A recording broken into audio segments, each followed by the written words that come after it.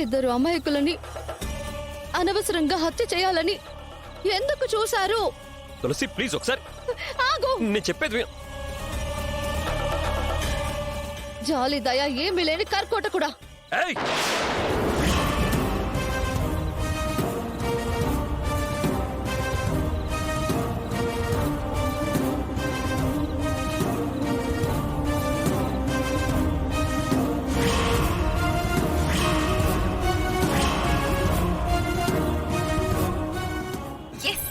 ఊహించని పరిణామాల్లో ఇది కూడా బాగా అనుకుంటాను. మనకు బాగా వర్కౌట్ అవుతుంది.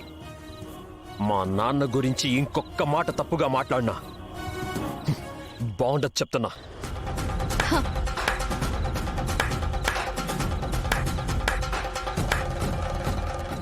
నువ్వైన రాజకీయానికి రౌడీజానికి వారసుడివి కదా. మర్చిపోయాను. మా నాన్న కొన్ని తప్పులు చేసి ఉండొచ్చు, ఇలా హత్యలు చేసేంత దుర్మార్గుడు కాదు. తప్పులేదు. రేపు నీకు పదవులు కావాలి, పవర్ కావాలి కాబట్టి ఆయనకి సపోర్ట్ చేయాల్సిందే. తులసి నువ్వు నన్ను చాలా తప్పుగా అర్థం చేసుకుంటున్నావు. ఇలాంటి తప్పుడు మనుషుల్ని ఎలా అర్థం చేసుకోవాలో నాకే తెలియదు మరి. ఏయ్!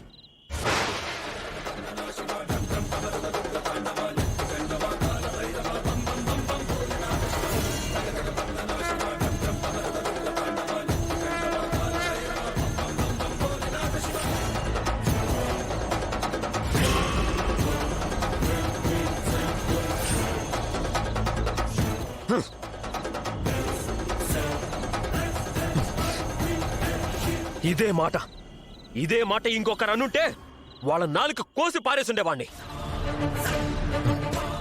ఏమన్నావే? రాజకీయం, వారసత్వం, భవిష్యత్తు అంటూ ఏవో పిచ్చి పిచ్చి మాటలు మాట్లాడేవు కదా.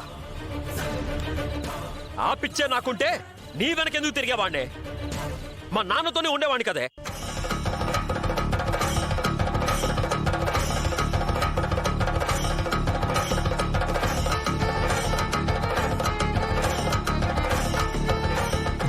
నా ప్రేమని అర్థం చేసుకుంటావని ఇప్పటి వరకు నీ వెంట పిచ్చోళ్ళ తిరుగుతూనే ఉన్నానే. దాన్ని అర్థం చేసుకోవడం మానేసి నా ముందే మా నాన్నని హంతకుడని మాట్లాడతావా?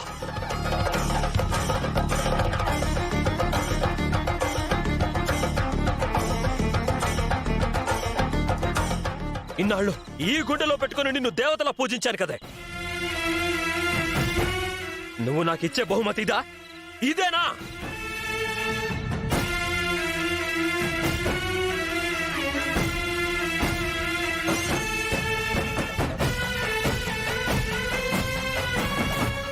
ఆయన ఇందాకటి నుంచి నేను చెయ్యలేదు అంటున్నాడు కదా. అయినా కూడా నీకు అర్థం కావట్లేదా? ఆయన చెయ్యాలనుకుంటే ఇప్పటి వరకు ఆగాల్సిన అవసరం లేదు. నా చెల్లిని నీ అన్న తీసుకెళ్లిన రోజే చేసుండేవాడే.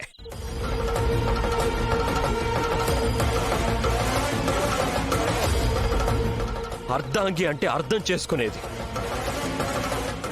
ఇలా అర్థం పర్థం లేకుండా ఏడిపించేది కాదు.